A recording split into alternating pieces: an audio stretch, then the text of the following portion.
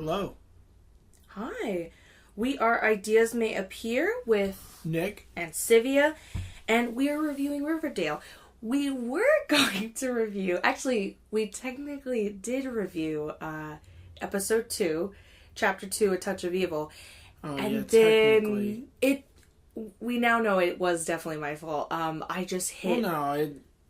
Yeah. Well, you did. Okay, so you went. It was an accident. You went to grab the mic and get it in a better position, and then you said, "Oh, I pressed these two buttons. Does that mean anything?" And they were lit up red. And I looked at you and said, "No." So therefore, little did you know, I taught you something about your mic. It's not totally your fault, because I could have been able to be like, "Hey, maybe that does look a little suspicious." In the future, though, I still stand by it. Remember I had said at the time, I'm not pointing fingers at, obviously you, but I'm just saying, remember at the time I was like, oh, we should make sure that it's recording. And the sad part is, that happened early on in the recording. Is everything okay? Yeah, Are you of just course. checking? Yeah. Okay, so just for people knowing, he leaned in with such a face of oh no, it's not recording. So, basically, that happened within 10 minutes of the recording. Probably. So we were just talking to each other. So we literally, for no reason. 40, 50 minutes, a long time worth of a podcast. But anyway, it didn't happen. So we were going to do all the episodes, but they already happened, and we've already seen them, and... I've seen every single one of them. There's maybe one you haven't seen. Right, but I know what happened. So as cool as it is to rewatch it, it felt like it was getting tiresome. Like a real chore to be like, okay, sit down and rewatch this episode. But that's not because, and I do want to clarify this, maybe you find Riverdale rewatchable. I still love it. I don't find it not rewatchable. I just don't rewatch a lot of things. Exactly. No, it's not rewatchable, but I don't... Also, we did see those episodes not too long ago, so... maybe in a year it would be really fun to watch it again. But anyway. It's like Lost or Game of Thrones. I loved those series when they were out, but I don't want to freaking But the thing is, it's them. so plot driven, it's kind of hard to watch episodes and be like, well, I know that that's not going to happen, or this character is going to change or whatever. So...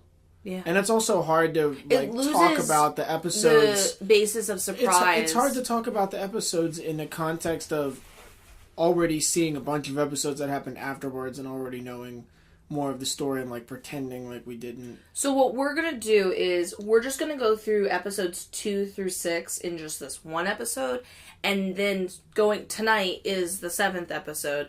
We're going to then give separate episodes their own podcast because, it's just such an awesome show, and it's just so many things happening in character development or story development that it truly warrants, its own podcast. But we're going to do the best we can. So if you feel we didn't talk about something per episode in this particular podcast, we apologize. We're not trying to make a 4-hour long single podcast. No one would care because they've seen the episodes already.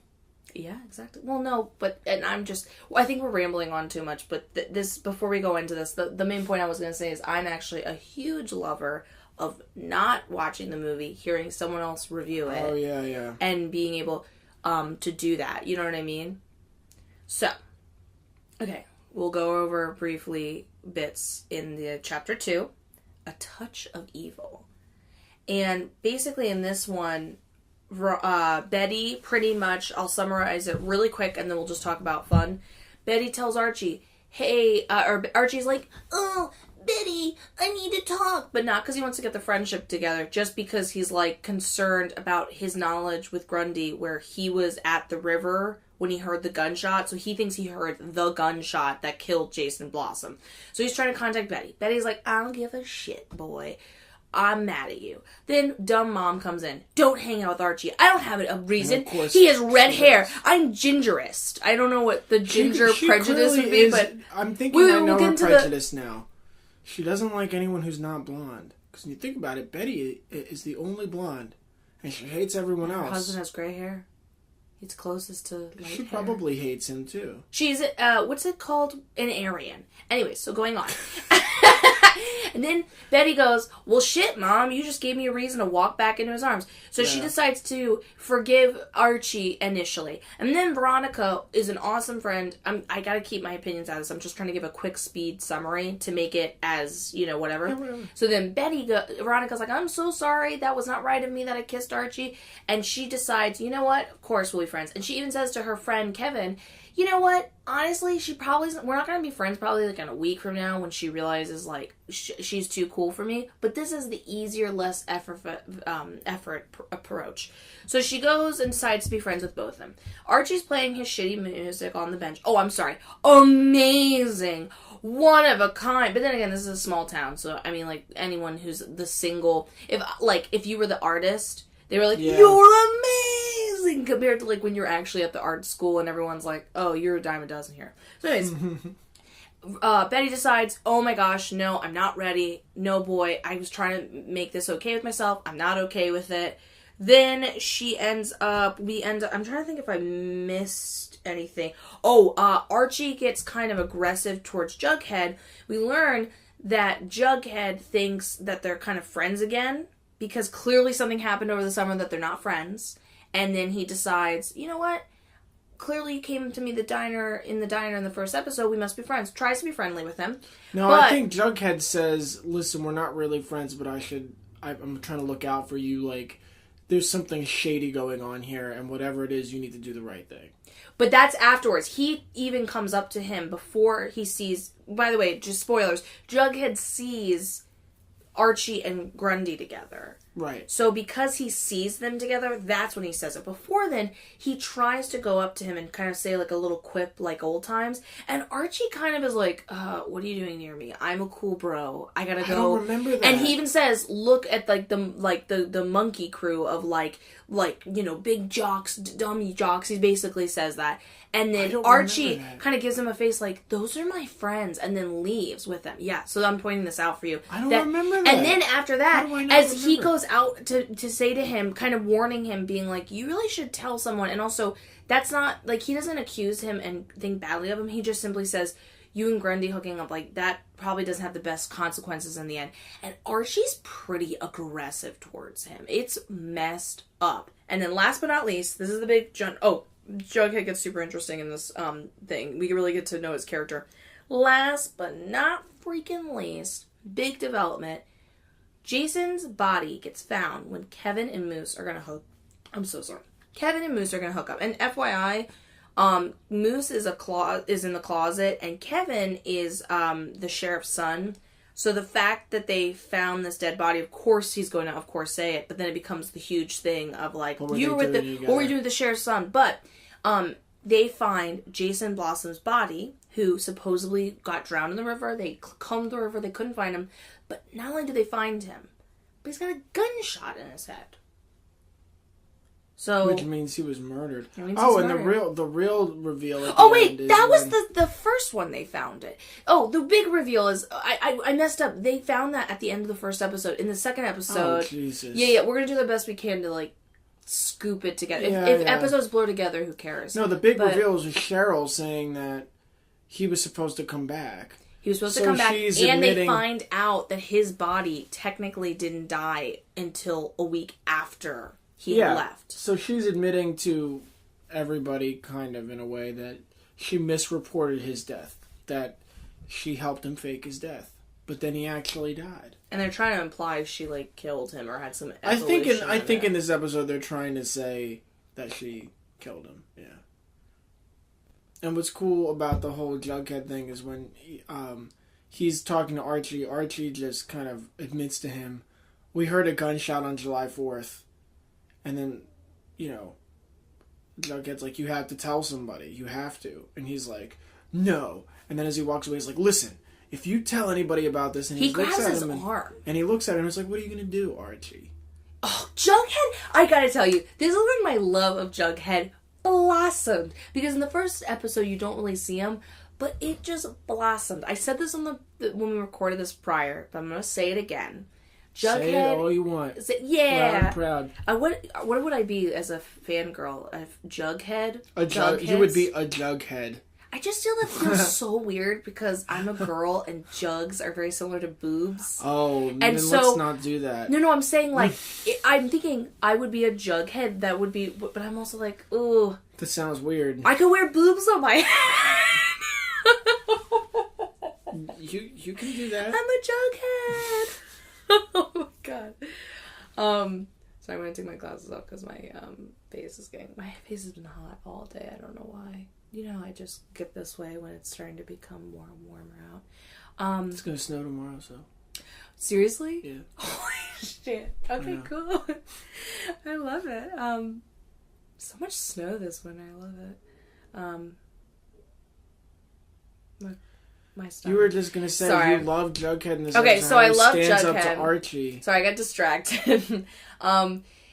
Jughead, whenever he stands up to himself as I love Andre, the black nerd from YouTube, says Asian bro Reggie, which I'm going to now call him Asian dude bro Reggie. Asian dude bro Reggie. I'm calling him that for now on because I love it. A dumb, meat-headed, like, asshole. He's like the adult version in like 80s high school or middle school movies where like the bully, just for whatever reason, he doesn't go to a really harsh approach, but he just always like doesn't have a purpose but to like occasionally pop up and be like, dude. He's like the stereotypical jock. Like in the newest one, when Archie's trying out for the talent show, he straight up is like, don't joke, dude. And it's like, do you like... It's like, wait, didn't this dude... Do you like shut down in your pod and then every now and then come out and come back to life and say some horrible comment? Didn't this dude hand you the captain? Yeah. Like, you're the captain of the football team because... And I don't even really like Archie, so I feel like dumb saying this, but you're the captain of the football team because Archie decided not to take the job. Yeah. And you're gonna fuck with him? Yeah. Like, that's embarrassing. Yeah. Like, if somebody does that for you, that's like nice, but then, like, be, like, to me at that moment. Cool to them. I think that they were going for, like, we're just bros fucking with each other, and less of a mean vibe. I think it was not even a personally mean vibe. Or maybe it was just I think it was like they needed to add to his stress. He plays guitar, that's gay. Oh, well, we're not even in that episode. We'll get to that episode. But I want to just simply say I really appreciate whenever Jughead basically stands up for himself or comments or talks. He's a really unique character that I haven't really seen played out in both. I have met those people in real life, not very often. They are not often, but I wish they happened more often in TV, where whenever he approaches every situation, it's without ego, without aggression, but it's a kind of, there's always a confidence behind himself. Like, he's supposed to be the outcast and outlander to a certain degree, definitely like by popular demand of the school, or popular demand, by lack of popular demand from the school.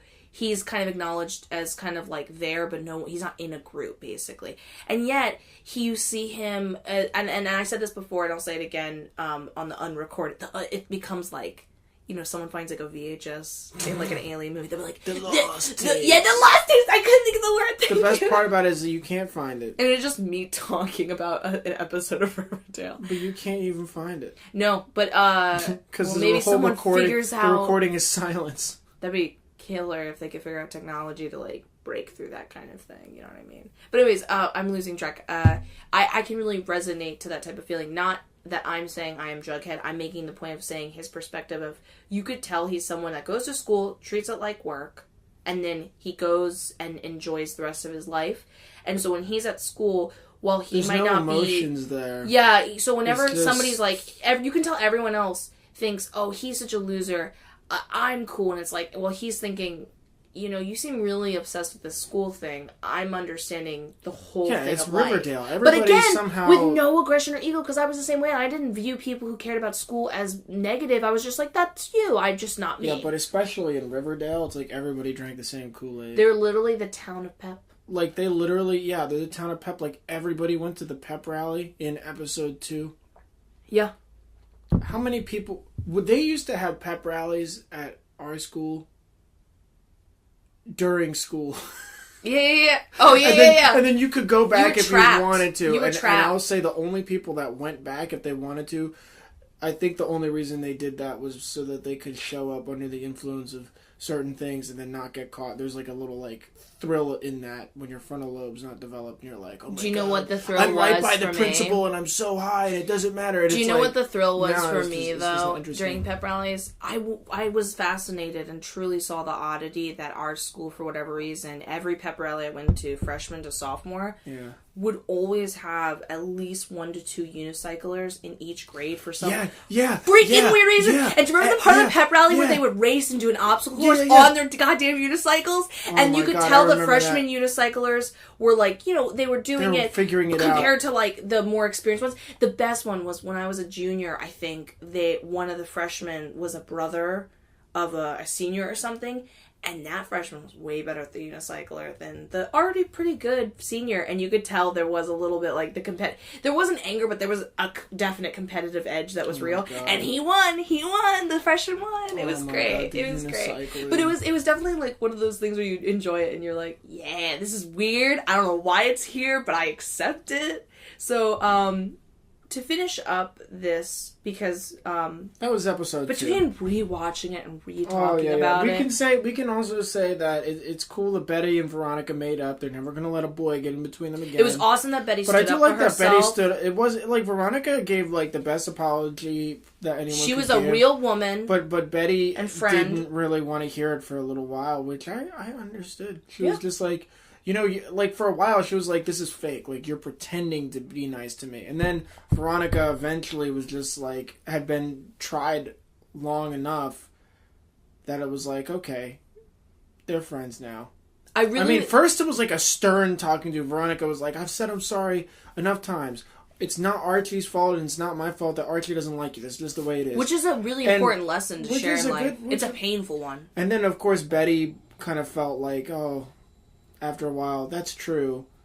And I have been kind of mean to Veronica, probably more because my mom's crazy and my sisters might be crazy and I can't talk to her so I wouldn't know. And Archie doesn't like me. And then she said that to her and then they made up.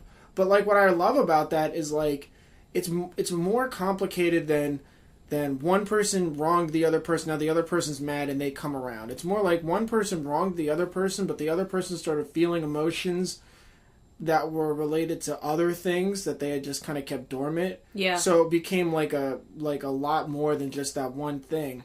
And then the beautiful thing is that Betty was able to separate the two, which a lot of people don't do. And it was really cool to be like the episode kind of was like teaching people like, okay, so you can be mad at somebody. Multi-layeredness of it. You can be mad at somebody for something that they actually did, but you can't be mad at that person. There's an excessiveness for things that they didn't do. However, you can still be mad about those things. But now think about it. Okay, now take those things away and pretend that person had nothing to do with them. Oh, you're not mad at them anymore. And even better, if they're a friend and they're a good person, they can even help you with those other things. Yeah. And it was really cool because I feel like people in a lot of like movies, like, or even like, I feel like in Supernatural when the brothers were feuding for like a fucking season, which was really annoying. Always feuding. Yeah, but for one of the seasons was they were feuding to the point where I was like, I can't do this anymore. Because they were separate, and we were like, there's no reason. You're making it such a big deal. But anyway, a lot of people tend to make excuses for people who are going through something, and they're like, oh, well, they're just going through something. But it's like, but that doesn't make it okay. Or they make up for a false reason. That doesn't make it okay to treat somebody else poorly. I have to say, and I'll finish up on this note, not to steal the limelight, but I'll finish up on this note and then move to the next one. Yeah, right. Well, I feel like it is to be like, I will finish up the discussion. Finish it up. I'll make it real quick. Gotta say, one of the reasons I gotta give a lot of love and attention to it, for the exact reasons you said, is as a girl, that was the most properly well executed of girlness to show that Veronica broke girl code. Wait, that was girl hold code, on. correct? Let me finish. Sorry. There was a combination of Betty. I think they don't discuss enough, but it was great that Betty both tried to make. I've been there where you're like, you know what? I want this to all go away. I'm gonna just pretend I'm okay because I want this moment to pass. But then also to go, you know what? I'm not, and that's hard to do. It was amazing of Veronica to both be a great friend and a strong woman to be like, yo, I messed up. That was not right of me. I'm taking full account. But then to simultaneously stick up for herself and be like, I apologized. You're making it bigger. Yeah, stop. And you're clearly not, at this point, you're not even clearly mad at me. You were just mad because of, sadly, he doesn't return your love. And it was a great, God, snaps. And another main thing I really have to applaud to this particular show is I really, really, really, really, really, really, really, really, really, really hate, and I'm really glad I don't watch any of those shows. I never watched the OC, so I don't know if they did this, but I did watch One Tree Hill for a small time, and I checked out some of those shows at the time for a small bit, but the one thing that always took me away from them is so let's say right now Veronica hooks up with Archie. Guess what? The rest of the season, Betty's mad at Veronica. It's a thing. Da-da-da-da. I like that it was made, it's fixed. Long gone. It was done. No, but when they have problems in the show, it's fixed. Yeah. Just because you should be that good of a writer and have that much content there are more to ideas be to able, explore. and feel almost this feeling of like, okay, let's have them make up so I can move on. So anyways, okay. Now, next episode, because remember this Don't they call them chapters though? They do, because Jughead's writing a novel. Oh my god, I just figured that out. He's on his MacBook. So how much do you like episode 3 on his on a count of 1 to snaps? Oh yes! Oh, can we rate the episodes? Can we rate the episodes? But out of how many? How many? I don't know. I'm just making a joke because you literally went, I love that so much, and you paused and you went, snaps. It was my inner, what was that called? Is it Def Jam? The one where you're like, what? Is it general poetry? Is it just general poetry? Where you remember you didn't clap, you snapped? That was like a thing, very serious thing when I was Poetry younger. jams. Yeah, but you remember that was like a serious thing, and if someone told their poem, you snapped. I didn't know that was the code. Every time I went I've never been to a poetry jam. What are you doing going to poetry jams? I was between watching Jurassic Park when I was... What was the movie I told you the other day I saw when I was like 7? Oh, something like Cool World or... Cool World with Brad Pitt and I can't forget his name, but it's basically an animation where you literally watch like the beginnings of hentai and anime with a cartoon banging an actual real man, like in an actual movie. Yeah, I was like 6 when I saw that. I was like, first going to poetry jams, watching Jurassic Park and Cool World. Where were the poetry jams? They were usually at the school, and they would set it up to be like a mini cafe, and you would go get coffee, but for kids, we would get hot chocolate. Oh my god. And they would do...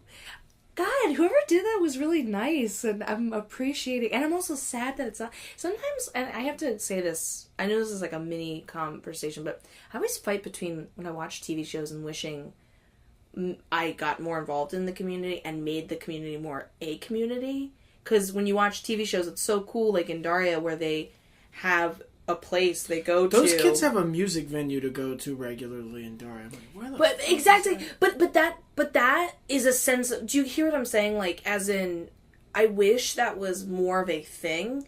But then I think, man, I am quite introverted when it comes to wanting to be around people. At a certain point, I find that I get very overwhelmed by the idea of those type of responsibilities, because you'd have to then carry that out. So, oh, yeah. Okay, let me... Okay, do you want me to read this to you? Where did I get slut shaming? Oh, I think I hit the word slut. Say you episode 3. You didn't see episode 3. Okay, I didn't. I'm going to read this to you. And then you so can that just we talk have an about idea. It for a little bit. And I'll explain it to you. Cheryl was questioned by the sheriff about her role in Jason's death, but she gets bailed out by her parents, as in, like, they stop her from really her going on. She basically explains he wasn't supposed to drown. It was a plan. I'm gonna go. I was with him. I agreed that I would lie about him drowning because I knew he was gonna go. And as she's like kind of basically admitting this, her parents are like, no, shut up. Betty, upset with how her mother is acting, the Blossom family... how the mother is attacking the Blossom family in the press, restarts the school newspaper, the Blue and the Gold, and sends Jughead to interview the adventure sets. This is how her and Jughead initially become kind of like...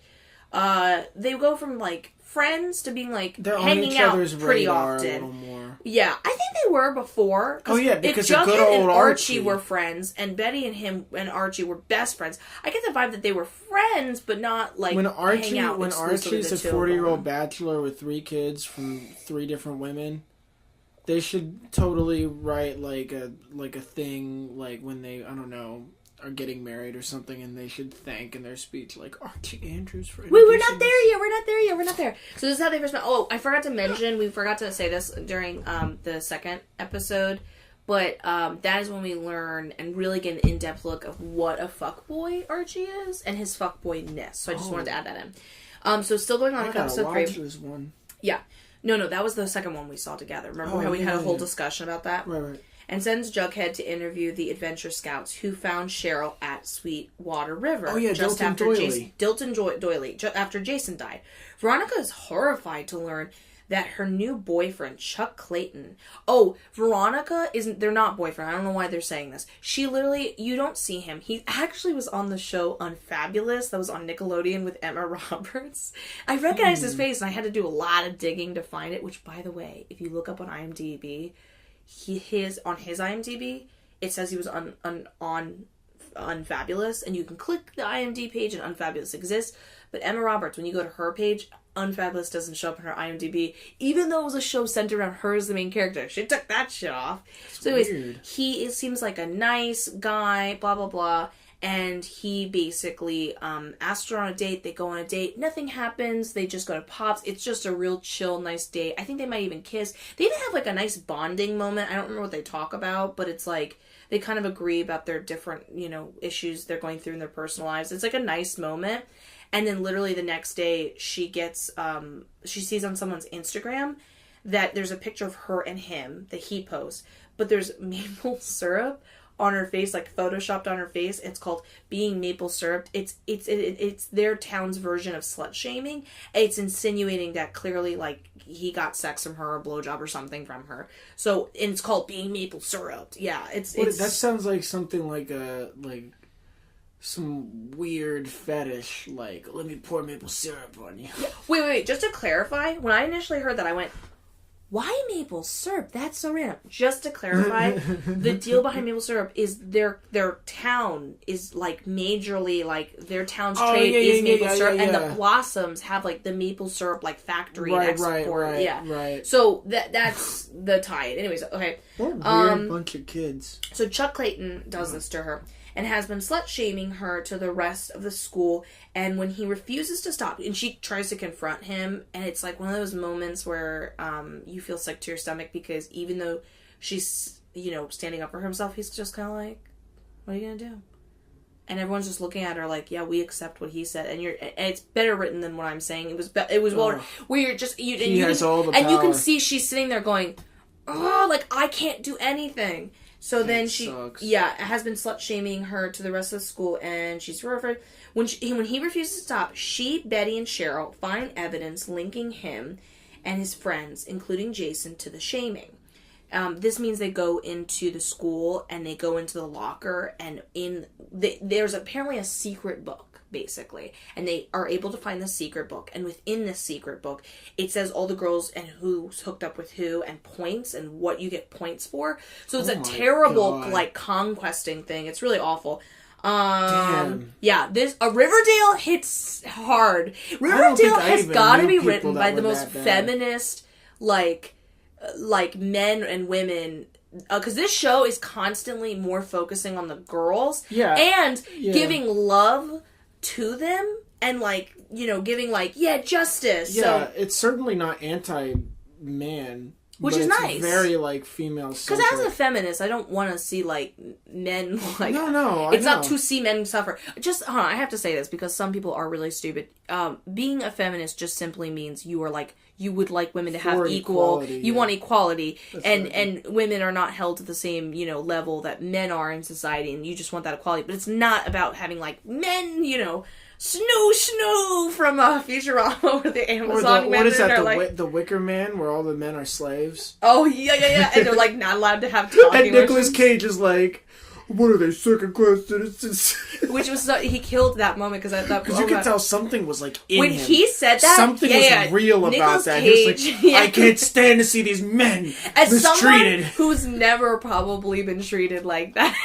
I couldn't help but think. I remember being like when I saw that moment in Wicker Man with you. Initially, I was like, oh, that is, like, really awful, like those poor people. And then when he said that line, I literally thought of, like, oh, yeah, white men getting everything they want, and literally just thought, you know what? That sounds like a nice island. Just chillax, get my lemonade. Shut up, men. Work for us. So anyways, so that's what I mean when they get their evidence. They go in, they find the locker, and they also, big reveal, Jason's name is next to Polly, so it's like plus 9 points. And Cheryl, who when they're with Cheryl, the red-haired, when initially Betty confronts her about if maybe Polly would be in the book with Jason or something like that, before they even find the book, apparently it's just a myth. Cheryl's like, there's no way that it would. Cheryl's like, Jason was a good guy, he wouldn't do that. Her freaking name's next to Jason, so he wasn't that great of a guy, apparently. Going on, including Jason to the shaming. Jughead learns from one of the scouts that the shot heard on July 4th was fired by Troop Scoutmaster Dilton Doyle. Yeah, it was a blank. Mm-hmm. Yeah. And he apologized during a training exercises. Betty and Veronica drug and tortured Chuck. Oh yeah, we'll get to this. What? Until he apologizes. I might have to show you this episode at some point. How did they drug him? I'll tell you in a second. And Jughead pressures Dilton to come clean. Archie's dad builds him a studio to practice. Oh, but my dad won't let me play football and do music. True fuckboy. You're getting everything you want, and yet you're still whining. Jughead pressures Dilton to come clean. Archie's dad builds him a studio to practice. Chuck is kicked off the football team, and because they successfully get the evidence, so they're able to then get him kicked off. Archie's dad builds him a studio to practice. Oh, sorry, I keep reading the same line over again. It's just hard on the iPhone going back and forth. It's fine. Betty and Cheryl burn the evidence after agreeing to help each other find the truth about Jason and Polly. So they burn it so that Jason doesn't get a bad name, therefore. Dilton reveals that he saw Ms Grundy's car by the river. Jughead realizes Archie's secret is at risk. So Dilton is saying to Jughead and Betty at that moment, saying, "Okay, I'll come clean. It was me that took a shot. I'm not supposed to do that. I would get my, I wouldn't be allowed to do that. But I'm an extremist. But I got evidence. I saw Miss Grundy's car by the river, and Jughead's keeping his face back because Jughead already knows he was with Grundy. Yeah. Also, I want to point this out because this is really important. They say in the episode, when Chuck gets taken off the football team. In the novel writing, that's the narration of Jughead, he says, but no one knew this would be the beginning of something, like insinuating that when he got taken off the football team, it was going to be so much of a bigger backlash in the outrun. Yeah. Now, I do want to clarify this about Chuck, the shithead in this. This is really sad when I found this out, because initially, is this what Andre told us? He's one of the few men of. Apparently, he was one in the Archie comics. He was one of the very first men of color, as Andre the Black Nerd puts it. And he basically says that. So he was the very first one. He was the first black character. Mm-hmm. Weren't the Pussycats always black? No, just one of them was. I think I have to look back. Or were they white? I have to look it up. It doesn't matter. Okay, that's okay. It's true. It's true what you're saying. I don't know. I think it was like the first friend that wasn't a gimmick in the band. Yeah, because the Pussycats weren't really developed that well, right? They were just kind of there. They were kind of like the band. They weren't like they were the band. So he's like they got developed over time. He's like the first black character that you see in the Archie comic books. But he had a girlfriend. The only other black character that was a woman that wasn't the Josie Pussycats was Nancy, and he was on the football team. But Chuck Clayton in the comics was actually only with his girlfriend, Nancy. He was not only on the football team, but he dreamed of being an artist. And he made comic books, and pretty decent comic books within it. And he was just like a nice guy and was an artist and a good boyfriend. Couldn't they have made He was a nice guy. And I was listening to this review by Andre, and Andre was like, when I was young, he goes, I was never going to be an artist and I'm not that good, but, I would get inspired from watching him and be like, and I would try to make, drawings, and it made me feel good to see him and his, like, where he was at in the comic, and I kind of felt like a reflection.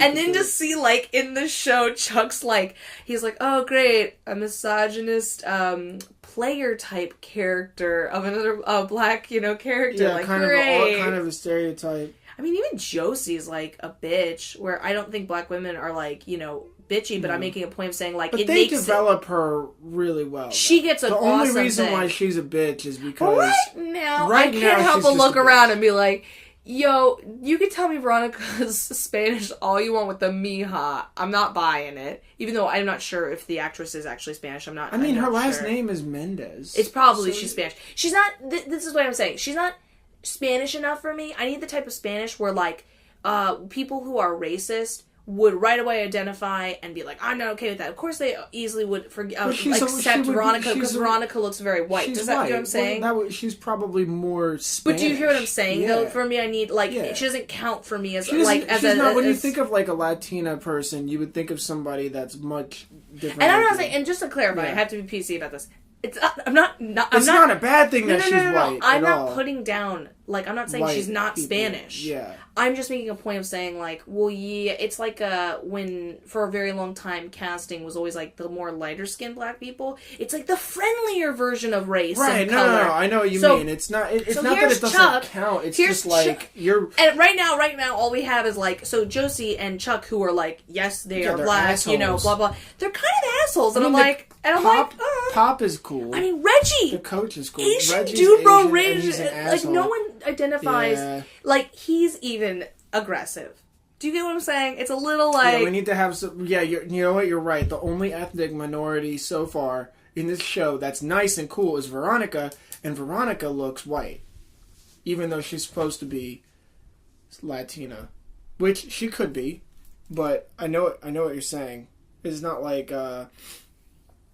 I guess it's more easy for America to accept or whatever. To be... Oh my god! Hold on.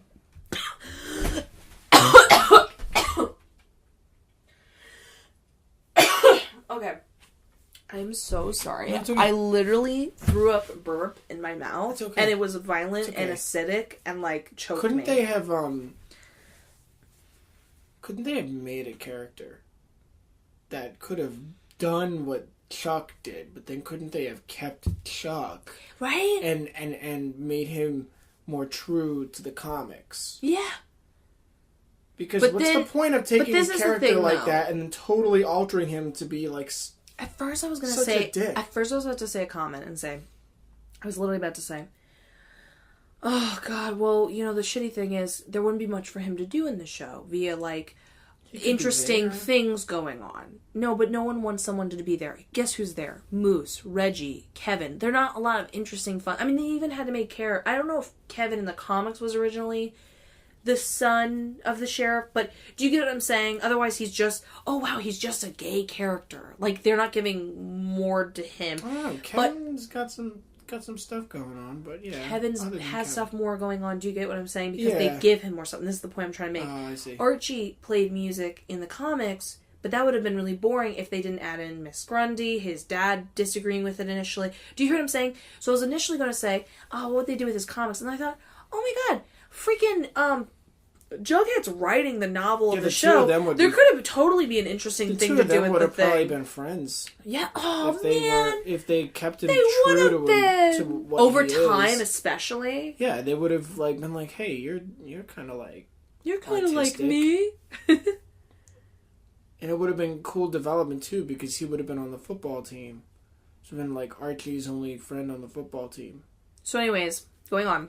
Yeah, they kind of fucked Sorry, I just had to clarify that, because when I heard that, I was like, really? And guys, at CW, let's make more of the ethnic minorities in Riverdale nicer people. Because so far, the only one that you got that's nice...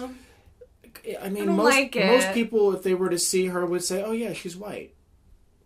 Like culturally, she could be Latina, but she looks white. Who's so not like the nicest, is still a lot nicer than Asian dude Reggie.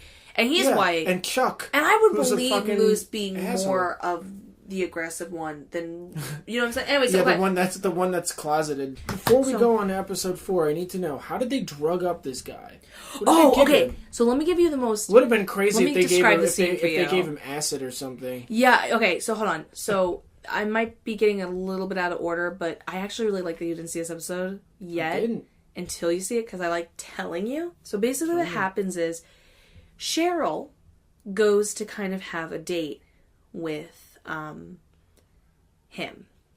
She's kind of like, not Cheryl. I got the words wrong. Betty. Veronica? I think. Veronica? No, Betty. Betty is like, I'm tired of this bullshit. She basically gets a string of other girls in the school to come out saying that they've had it done to them by Chuck. I mean, there's like 12 girls. I'm like, damn, your school's not that big, Chuck. So anyways, and guess who makes a freaking appearance? Oh. Barb. Barb's alive! Oh, Barb. Barb from Stranger Things. She's Ethel. Which, they didn't say... Ethel. Yeah, I know. That's a dated name. And they put her in the most, like, unflattering outfit as, like, Why a bigger, do they keep doing that to Barb? I know. It worked in the 80s because, sadly, that was the only attire available for someone with her body type. But she's not cute, and she doesn't have a bad body. Yeah, it's just they put her in the most... It's like, oh, great, we're supposed to be in modern times, but you're kind of... I mean, they really dressed her, like, from the 50s, where I'm like, no one in modern times wore that outfit. You seem to make Betty modern, and she wears some pretty cardigan-y type outfits and still feels modern. So anyways. And so they get the girls together. So I'm pretty sure it's Betty that goes and is like, hey, I'm tired of being good. I want to be bad. Let's go on a date. So she goes to bring him. I know. So she goes to bring him to the thing. And she's like, we're going to get in a jacuzzi.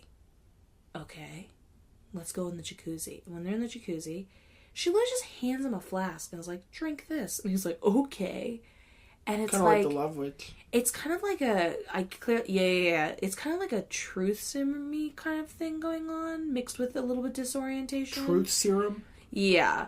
Kind of like that. They have truth serum in Riverdale? The drugging is... Yeah, well, apparently in the high school, kids have access to it. And basically, it's not really important how he's drugged, because he's pretty, like, coherent and sober. But they handcuff him in the... Like, he's distracted enough to be handcuffed into the jacuzzi. So he's in the jacuzzi, he's handcuffed. And at this point, Betty leaves, and Veronica pops up. And he's like, huh? And she goes, don't worry. Like, everything's fine, kind of like, we wanted to have a threesome. Like, I think they do this before they handcuffed him, but this is how they're, like, luring him in. They're like, we're gonna have a threesome. And then the music plays. A slow-mo walk. Dark Betty comes out, and she comes out in a short black wig in, like, a brassiere and, like, a tight, short black skirt. Like, do you get what I'm saying? In high heels. Do you get what I'm saying? Yeah, weird, not weird, how can I put this?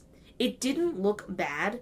It's just that in real life, it would have been a full-on lingerie look, not a skirt vibe, and then heels. So they bring him, and then they basically put the hot tub up extremely hot to, like, threaten him to admit it. So when they get the evidence, they, like, record him saying, no, I didn't do this. Yes, I did it to the other girls. So that's how, in the end, Cheryl and Betty are able to get rid of the book so that Jason's name doesn't get hurt, but that's enough evidence to give to the school to get both Chuck gotten rid of from the football, but everyone kind of was like, so you are a terrible person. You were not hooking up with those girls, and in fact, you were lying about it and ruining their reputations. Like, they get their, like, end moment. But this is what I want to add. There's a moment when Chuck's, like, suffering, whatever. They get the evidence, and then Betty just kind of goes off. And it kind of at that moment feels like maybe she's Polly, because she puts her freaking high heel on his head and, like, tries to push him under. And is basically, like, hurting every other girl. Blah, blah, blah. Da, da, da. And, like, I think she even mentions Polly or something. I mean, she just, like, kind of goes, like, way too far.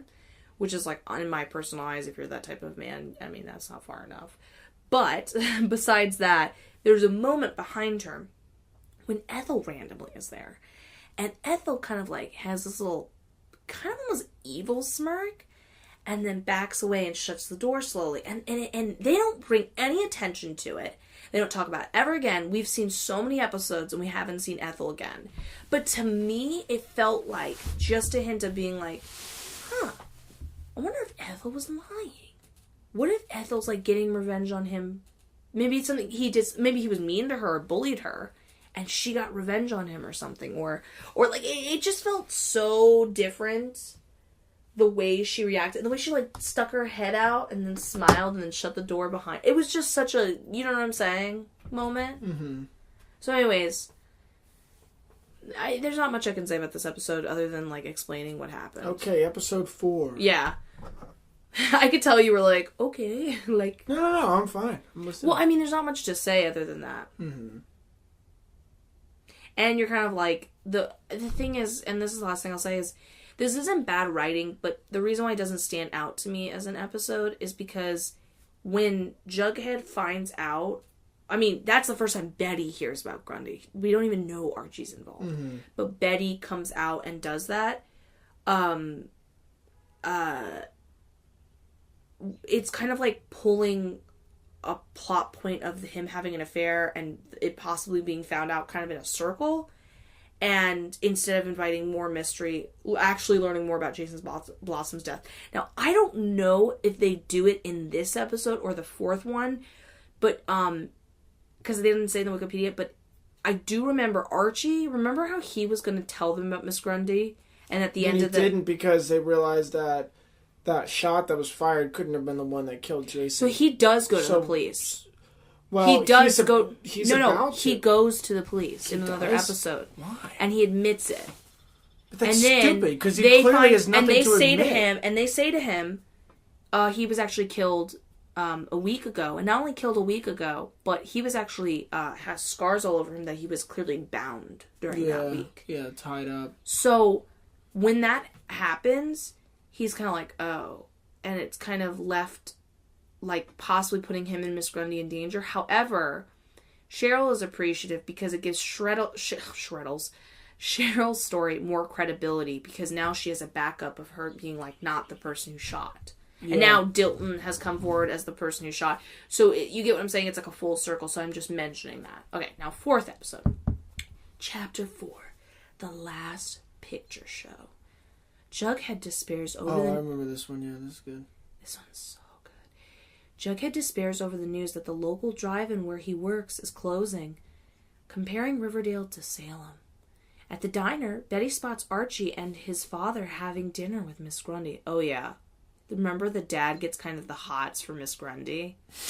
It's, like, weird. He's, like, in this episode, he's, like, hardcore hitting on her. And she's, like, uncomfortably like, okay. But I bet you in her mind, she's like, yeah, two boys, father and son. Oh, yeah. Ms Grundy, and she confronts him about their relationship. At the diner, she, like, remember, she straight up goes up to Archie and is like, will you see Ms Grundy? I have evidence, blah, blah, blah. Yeah. Oh, yeah, she tries to talk to him outside about it.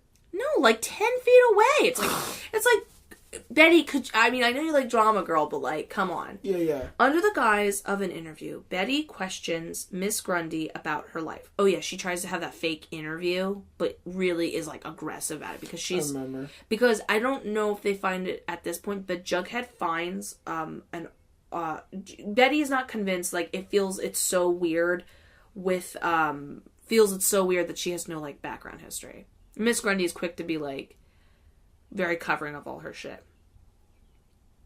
While Veronica demands answers from her mother, Hermione insists, because remember she sees her mom talking to one of the serpent snakes or something like that behind one the only gang. The only gang in town. Yeah. I don't know how you can be a gang if there's no competing gangs. That's what I said to you. Oh, you did? Yeah. Okay, well... It's like, how can there be a gang if there aren't any other gangs? Like, what is there to rebel against? They're literally against? Just... But, like, to be honest, though... They're just losers. I mean, you can say that, but, like, they're pretty good at extortion. They're doing the grown-up. I mean, they did. As a truly white gang, they're really pulling off their, like, white, crime abilities instead of, like, a normal gang. I'm so sorry, my stomach just keeps growling and growling. Betty questions Ms Grundy about her life. I'm trying. Let me just finish this so I don't keep rereading the same sentence. Hermione insists that nothing shady happened. Betty and Veronica meet with Archie and inform him that there is no trace of Geraldine Grundy ever existing, aside from a woman who died 7 years ago. So they found a picture of the real Geraldine, and it doesn't match the information about this one. They break into her car and they find a gun and an ID with the name Jennifer Gibson. Grundy reveals that she was in an abusive relationship and only wanted to escape. At the drive-in's final night, because just to clarify to people, this is like Jughead works there, and he basically lives there. And I just went like this to be like, don't reveal that yet. God, way to pick up on cues. But he basically, it's very important to him that it doesn't shut down, and he kind of organizes like a final night situation thing with this community that doesn't accept him. At the drive-in's final night, Veronica spots her mother meeting with the same man from before. Alice exposes Archie's affair. This is Betty's mom, because remember she reads her diary about Archie's affair and threatens to put Grundy on trial, but agrees not to so long as she leaves town. Sheriff Keller finds that all of his evidence pertaining to Jason's murder has been stolen. When they come home from the drive-in, all the pictures are ripped up and everything, yeah. Sheriff Keller finds that all of his evidence pertaining to Jason's murder has been stolen. Jughead vandalizes the projectionist Booth former temporary home in full view of the Serpents leader, who turns out to be his father. So Jughead, his dad is so shitty too. His dad's like, so what are you gonna do now? Yeah, he's just like, I'm not gonna take care of you. Yeah. That's not gonna happen. Where are you gonna stay? I mean, you're not gonna stay at my couch. I'm probably in my shitty apartment. Because for whatever reason, Riverdale has a good side of town and a bad side of town. And they have one. They have like one. They must have to have a bad side of town. I mean, what are they? Where are the servants living? Are they staying at the one creaky shack on like a mountaintop? Are they all squatting in the same abandoned building? Or are they in another very affordable, beautiful, like Midwestern home? You know what I mean? I don't know, because I mean, like God knows they can't have good credit. They make all their money probably selling meth and extorting people. Now, I want to explain this because I didn't understand this fully until, again, watching Andre. Amazing. Guys, if I haven't promoted him enough, Andre the Black Nerd, go on YouTube. He's awesome. He's doing great reviews. I just love him so much. He's just such a funny, smart dude. And he gives a lot of, like, insight. He pointed out that Betty should have had one of those 90s journals with a little key. Okay, and I agree with that. He explains that the whole deal with them is, okay, so the father, because he got in trouble with his, like, tax evasion or whatever he did, he gave the remaining amount of his money for Hermione to they want to get a basically property invested in legally and have, like, a property and do something with that property, which is the drive-in. Yeah. And basically what they did was they, in combination, both bribed the mayor, Josie's mom, and the Serpents. They wanted to bribe the Serpents to hang out at the drive-in so that it became seen as a shitty place. Yeah. Yeah. And then they bribed the mayor so they would have, so when the place got devalued and needed to shut down because it wasn't making as much money, she would have the first opportunity to be a buyer to buy the place. So basically the Serpents are being brats and being like, we need more money, give us more money, or we'll tell people about how, what you hired us for, kind of thing. Meanwhile, the mayor's lovely and is like, thank you, I will happily accept my bribe, like, all is good, I'm done, I'm a fair briber, or be bribee. Now, let's see, okay, Jughead becomes crazy fucking interesting in this episode. We learn he's homeless, like you said. We learn that his dad is the serpent person. I also cannot help but think, and I have two comments to make. One, this must have happened recently. I mean, that's a fairly new MacBook that he's writing his novel on. I doubt the homeless kid that works a shitty minimum wage at the projector place, probably earning just enough money to, like, have food. Have some food, yeah. I mean, I doubt he's buying a MacBook. So that means at one time he had somewhat of a normal life. Maybe with his mom. We don't know where the mom is, but maybe with his mom. That's a good suggestion. And that he's only been homeless maybe within the last year. Maybe this is a part of the whole Archie situation. Maybe he was homeless for a while, and then I could totally see Archie not fully understanding his homelessness and being like, and them getting in a fight about it. Other thing is he holds up a picture of, in the comic books, he had a younger sister named Jellybean, and he actually referenced her, and there's a picture of a younger version of him hugging a sister that's maybe like a few years younger than Jellybean. They're hugging. And there's an idea of him looking at the photo and then putting it away, but where's Jellybean? She could have freaking died. Where's his mom? Where's the mom? So did the mom just take Jellybean? She wouldn't leave Jughead, and why would he stay? That can happen. But I doubt that she just abandoned him. If that's the case, okay, I'll accept it. But yeah, I agree. It's possible they both died, and in that picture he doesn't have his mom too. He just has Jellybean. So clearly, maybe he doesn't even give a shit. Maybe Jellybean died. That scarred the mom, so she left. Because that's emotional to deal with. Maybe the dad is dealing with it by being in the Serpents. And he's in the middle of it just trying to live. I'm just putting it out there. That's true. That's my maybe his theory. dad was always a deadbeat. I mean, like, what 40-year-old just randomly is like, I'm going to join a gang? He's had to have been that gang for, ever. Yeah, he probably was. Yeah, imagine, in American Beauty, he goes, I'm going to join a gang instead of McDonald's. Hey, guys, can I join you? They're like the least intimidating gang I think that could ever exist. Except, oh my god. Okay, so I gotta tell you right now, besides my number one ship of the show is Blossoms, right? Till this point. Oh, yes, I totally accept it. I'm like, you know what? It's weird. It's not right in the real world, but I accept you two. I'm gonna vote for you guys because Cheryl's always competitive of being like number one in her school. I'll bet you best couple of the year. God, no. So, Cheryl and Jason, or whatever, so sorry, I'm just trying to think. So Cheryl and Jason, but then I now hardcore ship that, what was his name? Jose? I think that's his name, yeah. Jose from the Serpents and Kevin, the sheriff's son. Oh, so forbidden. Remember how they had it where for a second when they were being aggressive to each other and he was like standing up being like, don't make so much noise when he was with Veronica at the drive-in. Yeah. The Serpents are aggressive to him and he comes up to Kevin and he's like, what are you going to do about it? And then there's a scene where you just see their feet so it looks like he's pushing Kevin against a gate and beating him up. And he's pushing him up against that gate. And they are having I don't know if both those people playing the characters are actually gay, but they really sold me on their lust.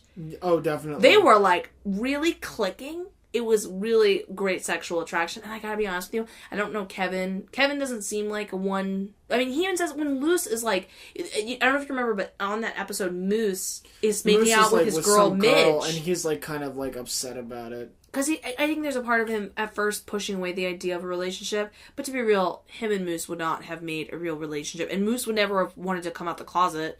But he kind of treats it... He has hooked up with him a bunch of times, so it's still kind of hard for him to see him hook up with other people. I don't think so, because he says to him, when they go to hook up initially, what do you want to do? Oh, everything but kissing. And he goes, I love a good closeted gay. They hadn't done it yet. It seems like there was a possibility, but it made it not fully happened, and he even kind of thwarted it before it became more. But I don't know if this is just a one-time hookup or not, but I am already, one, I would believe if they were in a relationship, it would be a great, weird version of Romeo and Juliet, in the sense that weird as in there's no one. I mean, maybe his dad shared, but there's not a lot of parents being involved. Well, what there could be is obviously he's in a gang. He's the sheriff's son. They sheriff's even son. mention it, and they both are like, whatever, let's hook up. Oh yeah, because he sees his ID or something, and he's like, oh, what's your name so I can put it in my phone? And he says Kevin Keller, and he's like, Keller is in the sheriff's son, and he was like, does it matter? And he's like, does it matter that I'm a serpent? And then he's like, no. And he's like, okay, then no. Yeah. yeah, basically. But honestly, how bad are those serpents? They probably just walk around places serpents? And look mean. And this is the other thing I wanted to mention is I really feel like with this particular romance, think about how diverse it could be. Veronica would be mad at him because he's hanging out with the same guy that's intimidating, the same group of people that are intimidating her mother. Yeah. Dad would be mad because obviously this is a gang that's not a good influence for the son, right? I think I had a bunch of other intergrouping ideas. Maybe Jughead would be a little annoyed because he doesn't like them because Jughead would like help them run away together. Yeah, he wouldn't. Jughead's very awesome like that, but I just think it's something they haven't touched on since this episode, but I'm just like, oh man, please, I love you guys as a couple so much. Like, you're actually the first believable couple out of all those, like, little, like, I mean, you believe Grundy and Archie, but it feels like fuckboy, fuck... I mean, they both are fuckboy, fuck girl. They're both manipulating each other. They're both fuckboys. You know, Grundy's always like, oh... You know, he even says, me, and I'm going to tell people unless you tell me you love me. Yeah. Essentially, it's like, I need to know what we are so I know if I'm protecting anything at all. But forever acting innocent. Like the shit he is. Like the shit he is. I can't believe Grundy fucking took that from a 16-year-old. I mean... Like, come on. And she leaves, and so, Oh, yeah, she skips town. Let's talk about that last scene. Oh, when she has her heart-shaped glasses, she pulls them down, she checks out some other young, kind of equally Archie-aged men, and she's, like, in a tank top, she's, like, showing her boobs, and it's, like, and they even say in the ending, like, this wasn't, like, the last we're gonna see of her, kind of thing. The thing is, it just was definitely, you can't ignore it. It was definitely, like, a very obvious clue. This is not her first rodeo doing this type of thing. It won't be her last. No. Like, the thing that really gave it away is she was all emotional. She was like, I guess me getting kicked out will be the best for everyone. I'll just go. And then she's in the car and she looks like she's having a great time driving away. Yeah, she's fine. She's like, good, next boy. I was getting tired. This one was asking too many questions. I don't know what the... Yeah, this one started to get smart. She was full on. I don't know what I mean, I gotta tell you, I don't know what the real end game is for her. I have a hard idea thinking that it's simply just to like have sex with teenage boys. Like, I don't know. Some people got, you know, some people horny. Yeah, no, some people I know that might be it, but I just think it'd be lazy if that's all her character ever wanted to do. Like, there has to be something deeper. Yeah. Her scheme can't simply just be to have sex with teenage boys. And she's like a little witch and she's like putting her fingertips together in a maniacal way. Okay, I feel like we discussed that. Yeah, that's over. Okay. See, episode 5. Chapter 5. Heart of Darkness. These chapter titles are cracking me up because you just sit there going, like, the last one was The Last Picture Show. That made sense. But the one before that is Body Double. I guess that makes sense. I guess A Touch of Evil in chapter 2 is the only one that doesn't make sense. Okay, no. It kind of all makes sense, but it's all kind of, like, dramatic. Yeah. Okay, so Cheryl's parents refuse to allow her to speak at Jason's funeral memorial. Oh. And she does so anyways. Right. In the white dress she wore the last time she saw him. And, oh god, I feel like a burp coming on. Pardon me. Coffee's just been making me burp a lot lately. And breaks down... Yeah. And breaks down her breaks down her address. She wore the last time she saw him and breaks down during her address. Okay, I said that wrong. Okay. So she cries during the memorial. Coach Clayton pits Archie and Reggie against each other for the coveted spot of team captain. Apparently that is a thing in... that's okay, babe. That is a thing... Where did you get this? Your name's on it. I know. I got a letter in the mail from San Diego, and it had that fake fucking, like, somebody wrote the like, address on the envelope kind of font. Whoa. And it's a custom pen with my fucking name on it. And your address. And an address. That's and it says, scary. If you want more, and it's an advertisement to buy up all these pens. So it's like, I'd be like, can I buy back my personal information? So what it's saying is I can buy pens just like this for 59 cents each. Bullshit. Absolute bullshit. Okay, where am I? That'd be funny. That's insane. That's really scary. Coach Clayton pits Archie and Reggie. At first I thought it was the pens from my old work that I used to work at. Yeah. Because it's very similar style. Maybe she got the same letter and it was like... She was like, this is a good idea. I need to get pens. Coach Clayton pits them against each other. Archie is introduced to a potential songwriting mentor who ultimately does not agree to teach him. Trev informs Betty that Jason had become much more secretive in the weeks before his death and has rumored to be selling drugs. Jughead suggests... yeah, he's a cool guy. Jughead's... Yes, okay, we got one black character that is nice. Just a normal freaking person. Fun fact, is the brother of Josie. They don't really say it. Yeah, that's the brother of Josie. I would have had no idea. I know, they never... They don't remember when he has the family dinner? He's not there. Yeah. But that's what Andre says, and I believe him. Andre I think knows. He says there was a line or something. Jughead suggests... so he became more secretive in the weeks before his death and has rumored to be selling drugs. Jughead suggests searching the Blossom Mansion for clues. This is during the funeral, during which he and Betty encounter Jason's grandmother, who mistakes Betty for Polly and tells her not to let Penelope know that she, which is Cheryl's mom, know that she and Jason were engaged. While cleaning the diner, Hermione finds a box with a snake inside it. I wonder who it is. I bet you they love when Kim Kardashian put the little snakes up for Taylor Swift. They probably were like, oh my god, promo. Oh my god. That Jason were engaged. While cleaning the diner, the serpents... Okay, a warning from the serpents. Betty learns that her family has hated the Blossoms ever since their ancestor cheated the Coopers out of a fortune decades ago before. Well, apparently he killed him, but whatever. Archie's named captain, but it turns it down to focus on his music. Jughead and Betty deduce that her father is responsible for stealing the murder evidence, which, by the way, they just think, at the very end, Jughead and her are like, I'm pretty sure my dad was the only one that... I don't know why. It's like, out of all the people anywhere, he was the only one in the entire town not at the drive-in. Yeah, how small is this town? Yeah, I don't know. But apparently, Chuck has fake banged all of them. So, they deduce that the father took the evidence that was taken in the prior episode, but then they show a clip that we know for certain as an audience member that he did actually take the evidence.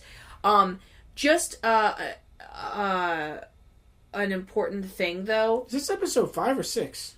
This is 5. We haven't met Polly yet. Remember where we don't meet Polly?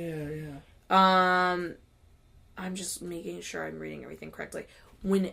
Remember when they're at the funeral and Betty and Jughead get surprised by the grandma with the one single red curl to indicate she's a part of that family, and she's got like the glass eye and like blind in another eye, and like when she comes out of the shadows, Jughead's hiding behind her, Betty, and he just goes, the horror, and they find out Jason was actually engaged with, like, the family ring to Polly. And so, I don't know what that bullshit was of him writing her name as a point system in the books. Maybe that's how it started. Maybe he did that to lie to his friends, to be, like, part of the thing. Because, like, why would him and Polly clearly keep this relationship so secretive if he clearly, like, if he married her... Yeah. It would say something about... And he wanted to run away, and he was trying to make fast money. I mean, clearly they were trying selling everything, including drugs. Clearly they were trying to run away. They were trying to... He clearly was committed to her. You know what I think is... Well, I think that you could be right, he could be lying, or that could just be like the way he was at first. And then he ended up getting more serious. So he could have been shitty when they first hooked up and then got better over that's time. True. And maybe just wrote the name and number Yeah, because at first it was just and then didn't expect to keep going out with her. Didn't expect to feel anything. Yeah. Then, what I think is interesting is that grandmom is clearly supportive of the relationship. And aware that it's parents happening. wouldn't be cool. Which, by the way, the fact that they had all this fight between the goddamn maple syrup, it didn't rivet me. So... Even the generation that had the fight over the maple syrup. Betty was even like, wait, what? The generation, but here's the important thing. The generation that had the fight over the maple syrup would have been Jason Blossom's parents and Betty's parents. Grandparents. So, that means that Jason's grandmom, this is her dad. Or her father-in-law. No, they said that it was... so it's Betty's dad's grandfather, so it's her great-grandfather. It's, like, super far away. She even says, says, word for word, she goes, why are you mad about something, about someone you never even met? Because apparently the Blossoms' great-grandfather murdered their grandfather. That's what I'm saying. If it's share of the maple syrup business. If it's Betty's dad's grandfather, then the generation in between that would have been Jason's grandmother. Jason's grandmother. What I'm trying to say is Jason's grandmother's closer to the feud. Or father-in-law. I don't know what side she's on, but I think she's a Blossom, so it would have been her father. But apparently, you only marry people with the same hair color with you. But anyway, what I'm saying is she's closer to the feud than the parents are. Yeah. Yet she's okay with the relationship. Yeah. That's all I was trying to say. That's what I thought. That's what I thought was funny. That's a great point. I didn't even think of that. Yeah. It's like, come on, how in the behind the times are you when your freaking mother, who's closer to the feud, and older mentally, like time they're from. She was more aware of what was happening. Was less old fashioned than you, right? And she was down, and she was. Oh, and can we talk about how? Cheryl wanted to have a big sleepover and invited Veronica, and then there was no one else. Bailed because they didn't bail. They didn't bail. She only invited her because she knew. Again, talking about, because she even says to her, "Why did you invite me?" And she said, "When I was crying and my eyes out in the previous episode at the stadium, Veronica was the one saying, that went back she was going to come back." She was the only one there. She goes, not my other friends. Not the living mannequins, as she puts it in one of the episodes, which I love. And the thing is, you actually, at this episode, really start to feel for Cheryl. And we get another beautiful shit moment. Oh, wow. I hope this isn't weird to say, but your brother, was, like, crazy handsome. The handsomest. I love it. When the grandma goes, the family lost like a child, but you lost the future love of your life. And I'm thinking, no, Cheryl did. Cheryl lost the love of her life. It was Cheryl's love. Maybe that's why Cheryl hated Polly. Is this the episode where in Josie and the Pussycats, Archie and Valerie are like gonna do the performance together? And then don't because Valerie's... That's the sixth one. Okay, we'll talk about that then. Okay, we gotta go skip everything and go right to... I pointed this out to you before you even saw the episode. I was, like, very vehement about it. And you were like, you noticed it too afterwards. Which is just basically that... So we get introduced to Val. Now the two background singers are... Only one is silent. I feel so bad because that the drummer never gets to talk. She doesn't even get to go, like a sigh or a sound or anything. Maybe she'll have a Silent Bob moment in one of these episodes where she says, like, the most profound thing. I would love that for her character. I would love that because, like... Oh, my God. I hope it's a Halloween episode where she's dressed in, like, a trench coat similar to Silent Bob. You know what I'm saying? Oh, God. That would be wild. With, like, a background... Oh, I would love that. But she... That would be really good. That would be a joke of it all. But she always seems to most closely resemble Josie's feelings whenever Josie's, like, standing up to Archie and basically being like, shut up, boy. Like, you're not going to join our band. Well, Val, kind of out of nowhere, but if you look back when I rewatched the episodes with you, Val, the other character who I'm in love with, she's just so pretty and cool. She's just, again, like Jughead, she's my female of like, whoa, you are a very uniquely awesome, great character we don't get to experience more often. Val, she has bad taste in music, though. She likes Archie's music. Yeah, this is true. I am so sorry about that. I got a phone call from my mom, so we were just answering that real quick. Anyways, okay, so going back to Val. Val, who is so awesome, she kind of just, I was going to say, when you look back at her, whenever Josie's, like, kind of giving a lot of aggression towards Archie, Val kind of rolls her head, being like, oh, Josie, Josie, this is just how Josie is. You can tell she has a bit of a disagreement about her standpoint. Yeah, so she's a lot less intense. So Archie, at this time, for several episodes, has been asking... most boringest subplot from... I mean, honestly, it's the only thing... He's asking this, like, professional songwriter dude. No, I'll explain. But he has no personality other than he wants to do music, and no one will let him, even though everyone is letting him. Let me tell you, for somebody who just decided he wanted to do music... He has like, more support than I've ever received, or you ever received. He has literally the most fucking connections and, like... People reaching out to help him. It's so unrealistic. I mean, like he is the level people of who support. Don't even know Archie are like, you do music? Do it, boy. You know what I mean? He has the level of support that, like, somebody would have if their dad was a record label owner or something crazy. Yeah. Like, it's not realistic at all. Everyone's like, oh, you want to do music? I haven't even heard you yet, but you're great. Play at this thing, and I'll hook you up with this, like, songwriter dude from New York City. Do you know what we're going to do tonight? We have to do... What? Maybe we should take showers first and then grocery shop afterwards. How great would it be if we enjoyed Riverdale with a milkshake and fries? I guess so. Do you want to do that tonight? I guess. Okay, sorry. Personal note. What was I gonna say? I'm losing track of what I have to say. Okay, Val. Sorry. Thanks for giving me a second to think. So, Val basically kind of goes up to him and is basically, because Archie's been trying to reach out to the Pussycats several times of being like, oh, and I forgot to mention at one point and during one of the episodes prior, because he stands up for Cheryl, or it tells his point about the bullet thing, Cheryl hooks him up with sessions with Josie and the Pussycats. Josie and the Pussycats basically are like, you can't talk, you can only observe, but of course the big mouth tries to open his mouth. She's like, we're gonna write our own music. He suggests one line, they go, that's a pretty good line. Then they use it, so they go from being like, we're strong, independent women, to being like, okay, we accept your lyric idea. But then they pretty much, Josie makes it very clear to him, like, shut up, kid. Like, and to be fair, it's more than like her being a strong woman.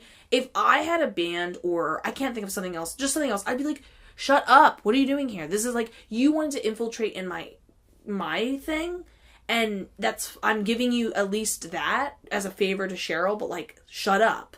So anyways, Val does the nice gesture of going over to him. I mean, right away, first scene, this is what we're going to talk about. Val right away is given those, like, I mean, she is very sexy. Like, as a character, her, like, non-aggressive, in-your-face sensualness of how she, like, her eyes are a little bit, you know, kind of giving the eye. Like, her eyes are forever giving the eye. You know what I mean? Bless you. Mm-hmm. And she's just really, bless you. She's just really, I'm waiting for the third one. No, it's okay if you do. Okay. Sorry, I'm just used to 3 and 4s with you. So I always am like, 1, 2, and I like count them out. She, I told you! I just didn't think it was going to happen. I know! I think because I called it, I scared it away for a second. You definitely did. I told you. So anyways, Val basically is giving him sex eyes. And she basically hooks him up with a guy to help him with his music. Who gives a shit? No one cares about that plot line. Main point we're going to make. Val always does this really cool, and this is like Jughead, takes a really original approach about how she's kind of putting her energy out there. When she's helping him, you feel like she's helping him without an ulterior motive, but she's also kind of lightly always kind of being like, hey dude, if you want to, I'm down, you know, if you want to like hook up, I'm cool.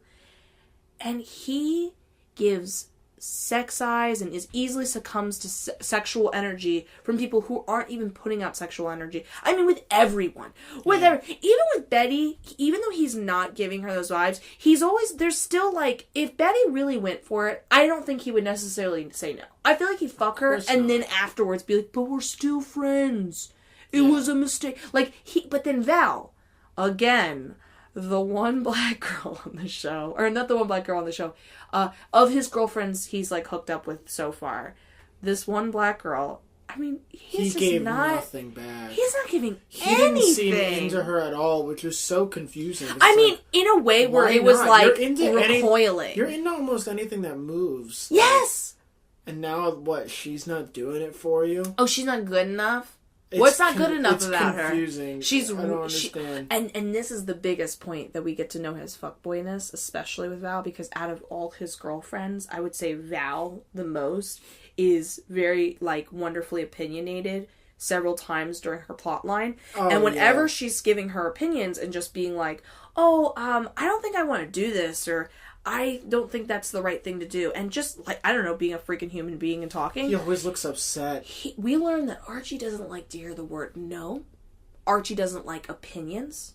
No. Archie, like, I mean, literally, if you look back at, even Betty, just talking with, and Veronica, and Grundy, anytime one of those women were slightly giving an opinion, he has a tantrum. And he always blames it on, like, what's wrong with everyone? It's like, you mean the first of all, all these incidences that happens and it becomes a fight, they're never saying anything confrontational or doing anything literally other than, it's like if you and I were talking and I straight up was just like, you know, we're talking about music and you're like, oh, I like music. And I'm like, oh, but do you want to play, instead of playing that song, can we play this song? And you just broke out and you were like, I don't know why you're like this. Why is this happening? And it's like, well, I was just suggesting a song. What's happening right now?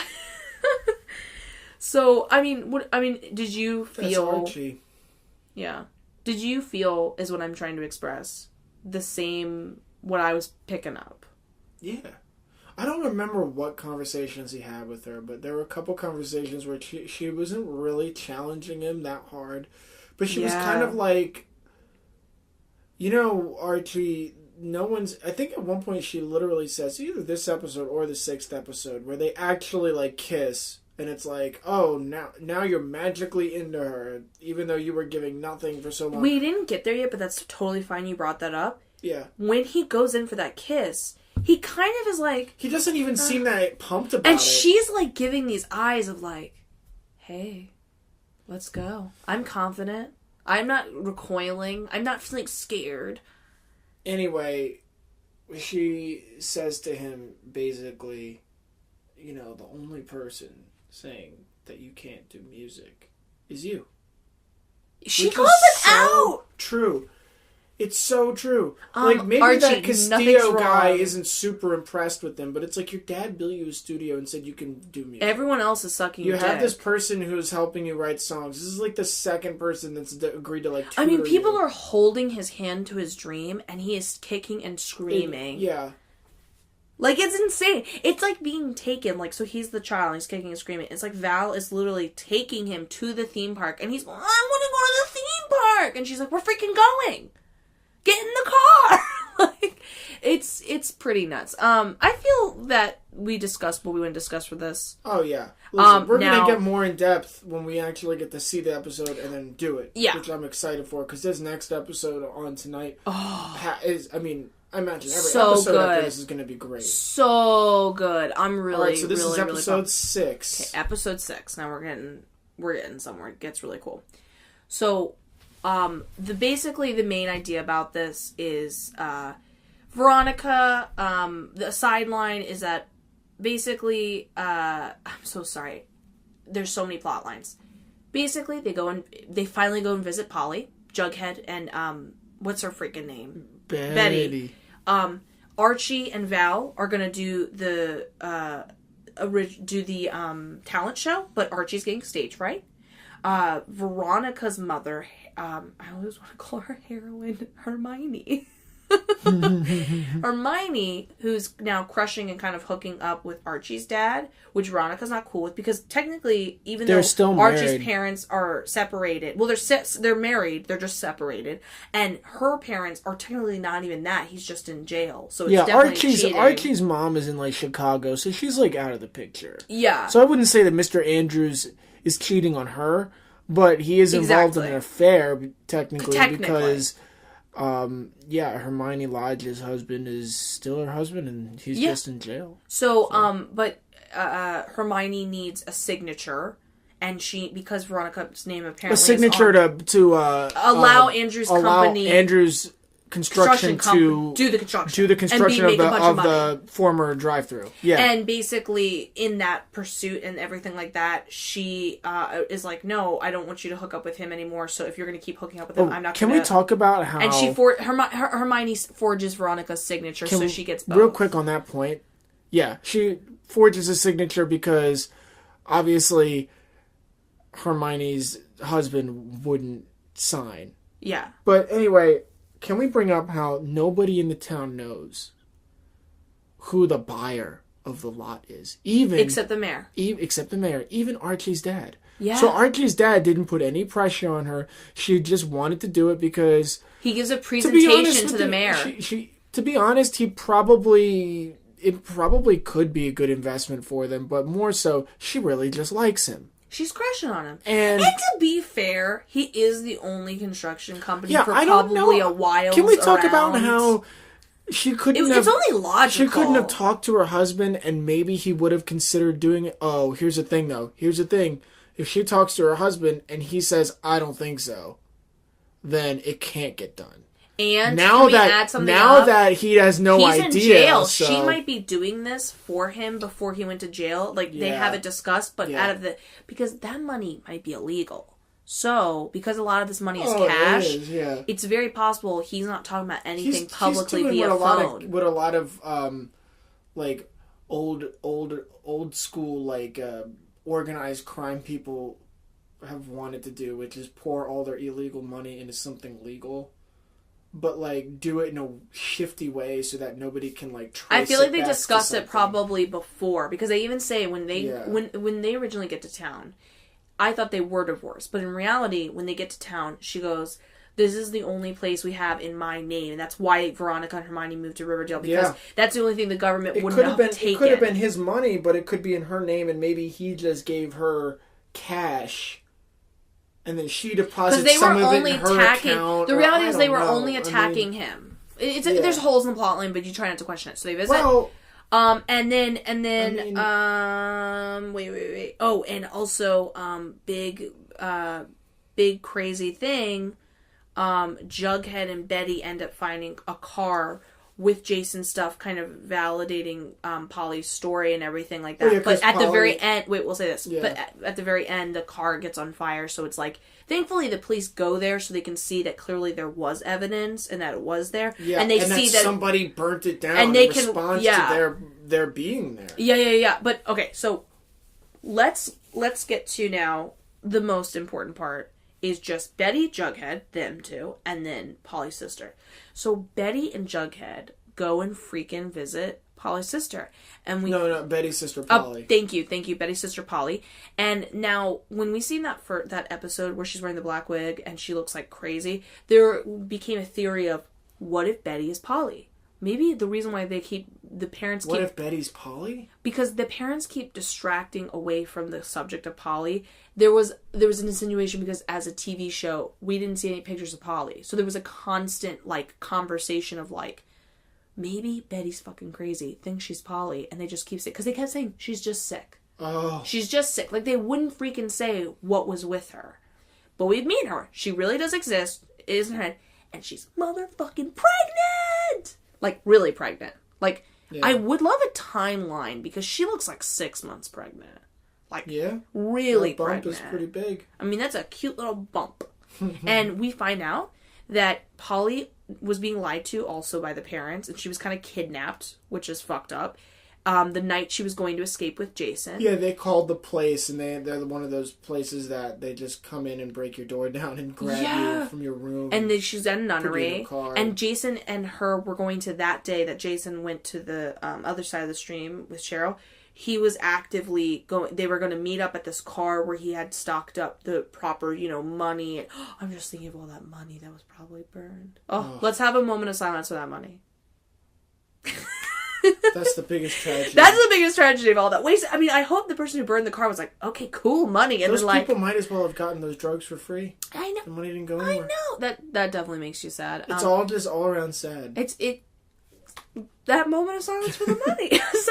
So they find out that Polly basically was like, oh yeah, mom and dad told me you didn't want to see me, which is nice that she's like, I didn't freaking believe them. I knew you'd come. She's well versed in the lying ways of the parents. Then she is so desperate because obviously she's probably been there for a good 4 months or something. Doesn't know Jason's dead, and she's like, "Did you tell Jake you get a message to him?" Betty was told that the parents did tell Polly that Jason died, and it set her back even more. So now she's totally unable to talk to her. Yeah, and then of course, freaking Alice, the biggest asshole. By the way, we didn't discuss this in the last episode, but Cheryl's parents. I mean, Cheryl even makes a comment saying they'll probably kill me to talk at the memorial. I mean, all the parents in this town. But Hermione is just having sex. I mean, she's not like a bad, like, she's not doing it. She's pretty Miha, like, she loves her little Miha. And like, whatever. But a lot of the parents in this town are, like, inconceivably, like, insanely horrible people. We only know Josie's parents. I mean, goddamn, Betty's parents Jughead's and... dad full-on ditched him in the Jughead's family. dad He's not sucks, the too. crazy right. that the other ones are, but I mean, He's he doesn't have a lot of points. Clearly. Yeah. Oh, and that's another point. We meet Josie's dad, who's a super cool... Oh my god, my heart went out to her! elitist jazz purist. Oh god, the biggest, like, asshole trope of it all. And this is when Archie's dad is giving a presentation to the mayor to be like, this is what I would do with the land if you guys could buy it. I don't know if people like this really do exist in life, but I've met people who are, like, jazz purists, but, like, I gotta be honest with you, besides them, like, loving jazz to such an extensive level, they're not that, like, mean about other people's music. They're just like, no, it's not for me. Like, I hear less of them insulting and really going out of their way to attack anyone. I've never met a jazz purist. And she doesn't even play pop music. She plays new wave music most of the time. It's super poppy, but, like, what I was going to say is, like, I've never met a jazz purist at all. A true jazz purist, not only do they only listen to jazz and maybe some classical, but they have such a rigid idea of what jazz is. Yeah. That, like, something like really easy to listen to that uses some jazz harmony but isn't quite straight ahead jazz is, like, shit to them. Yeah. You know what I mean? It has to be pure fucking jazz only. And that's what this guy is. And I gotta tell you, I've never met a single human being in my life like this guy. I've met jazz lovers, but that also have an appreciation for all other kinds of music. I mean, and I've never met somebody as horrible as this guy. So Archie goes, hey Val, I'm scared to play in the thing. Will you play with me? Val goes, Josie's not going to be cool with that. Then he goes, hey Veronica. And Veronica's sweet. Veronica goes, yeah, I'll sing with you. I can Veronica sing, okay? can sing pretty well. Good for her. So, Veronica can sing. Whatever, right? She goes to practice with him. Val's back to hang out with him. Because Val basically says to Josie, you know what? You gotta mellow out. You're a little too high-strung. Also, why can't I sing? I'm not even allowed to sing. Are you kidding me? And she basically makes it clear, being like, I don't care if we're playing at a bowling alley. You're my Pussycats. You're at a bowling alley or Madison Square Garden. We give 110%. But by the way, Andre again points out, he thinks that was a little, Easter egg of Josie and the Pussycats, the movie, when they play the first scene, they play in a bowling alley. So it's like pointing out to a bowling alley. Oh my god, I didn't know there was a fucking Josie and the Pussycats movie. Oh, it's so good. Oh my god, I'm showing it to you. I love it. I love it. Rosario Dawson's in it. And Tara Reid. And I can't think of the freaking next girl's name, but it's really good. It's good. It's kind of tropey, if I'm using that word, or hammy. It's so good. I gotta show. It's all about subliminal messaging and brainwashing. It's so good. Okay. What? I know all the words to all the songs. I had the soundtrack. I loved that movie. That was like one of those movies that come out in a long time. And even though like I love American Beauty, I don't like have the soundtrack memorized. And I admit, Josie and the Pussycats wasn't the greatest movie ever, but it was great in all the right ways. So, anyways, side note. But she basically, and Val's basically like, okay, you gotta mellow out. And she basically clearly is so high strung because she's going to be performing to her dad's, who's going to see her perform. So Val leaves, and as a payback of Veronica feeling insulted that she's been replaced by Val, and just, it was rude. Archie didn't like even say like, oh, he was just kind of like, oh, hi. Now you know. And Veronica's like, I freaking, like, took the time to learn your goddamn music. Like, yeah, gives her the fucking boot. I mean, it's really, it's more than if she has a crush on him or not. It's like, that's not how you treat other people. If they're gonna do a gesture for you, you then give them the gesture back of kindness, of being like, oh, she's gonna help me. You don't make somebody feel like you're doing them a favor by allowing them to help you. Thank you. That was all and said. I hate when people do that. That's why Archie's a fuckboy. I use fuckboy even for the term for if you're not necessarily doing stuff with sex, but you're like, you're disrespectful in a very clueless way, the way he is, or manipulative. Yeah. So it's my favorite word, clearly. So basically, we see that she performs, and her dad, like, midway, just like, you think he's gonna see her music. I thought it was gonna be like, he's a bit of a dick. He sees her music though, and he goes, I believe in you. And yeah, because they're so tight. He sees. He walks out. He walks out, and then when she turns, this whole crowd's cheering for her, and we see on her face she's about to freaking cry, and I was gonna cry. I loved that moment, and I loved having her dad come in the picture and everything, and clearly her mom's very, like, supportive of her and everything. Her mom started crying. I literally was like, had that moment where I was like, wow, thank you for making her, instead of being, like, even with Cheryl, thank you for making these characters that seem really mean, and then we get to know that. Example, in Cheryl's situation, she clearly is repeating energy that she gets put on her from her own parents. As Veronica said, gothic horror show that is Cheryl Blossom's life. Jughead said that. Jughead was describing as a novel. It was a beautiful dream sequence in that one. Oh my god. But anyway, yeah, I love that, and I think at one point we learn that Josie is not a bitch, but she's actually she really feels competitive to live up to her dad's standards. Yeah, well, and at a certain point, I think Valerie says, "Hey, why didn't you tell me that your dad was coming in town?" She was like, "Would that have made a difference?" And she was like, "Yeah, actually, would have totally let it slide." Yeah, because they know what that does to her, and you get the vibe too that the only reason her mom is so tough on her is because she wants when her dad comes home for him to be happy. I gotta be honest with you, it's a combination of that, but it was more, and this is what I'm thankful about, again, that character not being limited to being like, just really, you're this awesome, strong mayor, independent woman, clearly the first black woman to be of the town. You're not trying to live up to like what your man wants. Do you get what I'm saying? Yeah, she's just trying to protect. She more is saying like, your dad's coming out of his way. You better give it your all, because they come from both the parents are very competitive. Josie clearly picked up her parents' competitiveness, but it's more her mom being like. It's never like, I never get a vibe that she's like, you're representing me or you're representing your dad. It's always like, it is so important in your life to always give it your all. And if you choose, like, she's like, you want to be music? Cool. Be the best freaking one. And I'm just like, which is great. So sad. I feel like the mom had better, like, she was not a crappy mom and she was great and she was strong-willed. But it's like, oh, then why is Josie kind of a little bit of a dick sometimes? And then you meet the dad and you're like, it's like, dude, how could you, come on. You're seriously upset because she doesn't do jazz?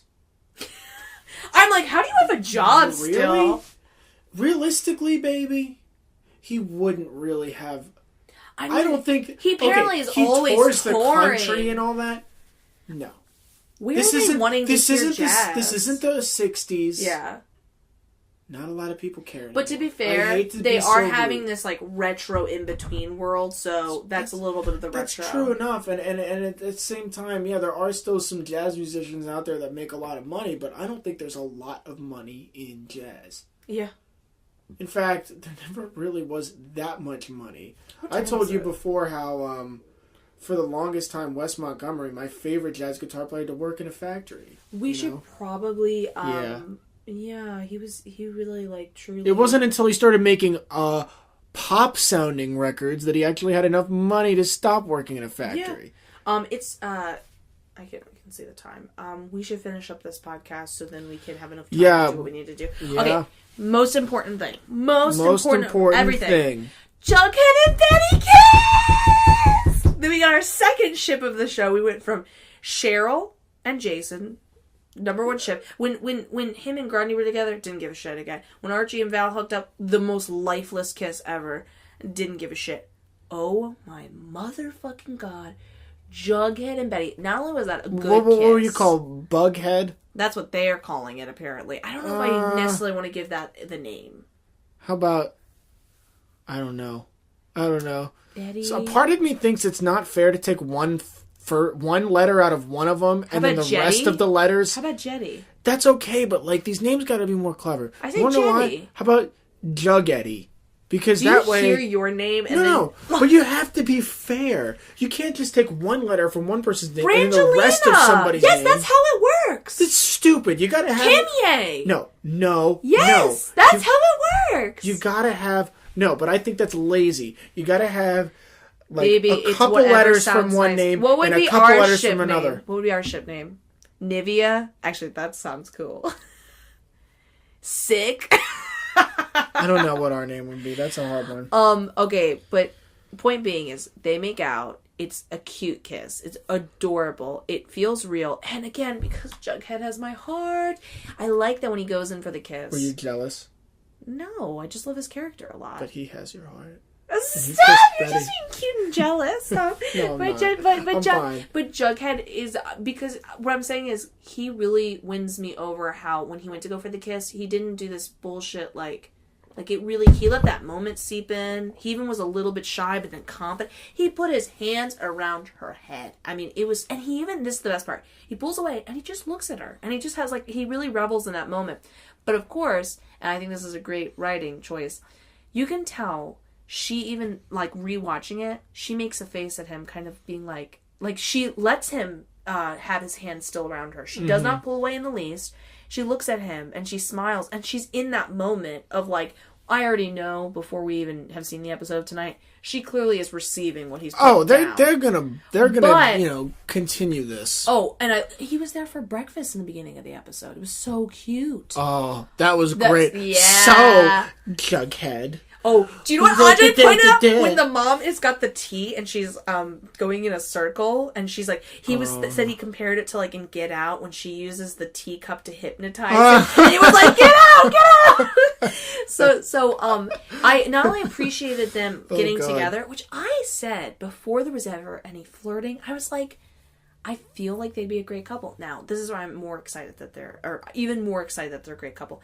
Not only am I excited that Betty went from kind of annoying me on and off to really she found herself. We even watch her look at the stereo that Archie's playing. She actively makes the decision to go, fuck it, I'm not going to see him. This is more important. And there's a certain point in this episode, I think, where her and Jughead are knee deep in the case, which is more interesting. And Archie's like, what's going on? And they're just Guys, my dick's in a new girl. She, in the politest way, just kind of says, yes. Who gives a fuck about so now you want to talk to me? Yeah, I'm not even interested. She in the plot, yeah. I'm doing some real things. What Nick is referring to is when they're literally talking about the case and visiting lunch Polly, or something. And Archie is literally what are you guys talking about? And they're like, you're not invited. So. I hope he's so salty. Yes, I hope he's so salty that Jughead and Betty are a thing now. I want him to be so mad. Can you imagine now? And this is what I got excited about. Remember I got excited initially about the idea of Jose and Kevin being a couple and how that has... Yeah, we need to explore that more ready. Too. Because that's a good one. Jughead and Betty, because they've kind of been just starting to make up as friends, Jughead and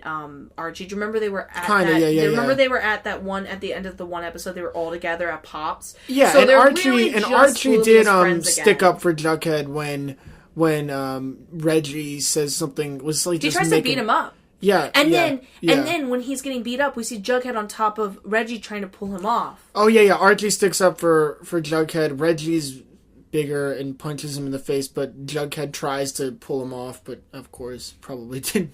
Well, I think he was successful. It's just he still got a punch. He was a little too late, yeah. But long story short is, get ready for the best thing ever. One, I like that when they're a couple, you don't feel that there's going to be any of I don't know, Jughead, I'm indecisive. Or Jughead being I'm a shitty guy that goes in between multiple girls and I'm kind of... You get a vibe Jughead of them being both interesting as a... I just wish more shows had a genuine loving couple, and it didn't have to be drama to make the relationship interesting, but just that they were just awesome to watch. They were just in love. I think they're going to be interesting. They're both interested in the case, so they're now my two focal points of the show are in one storyline. I'm yes, so interesting.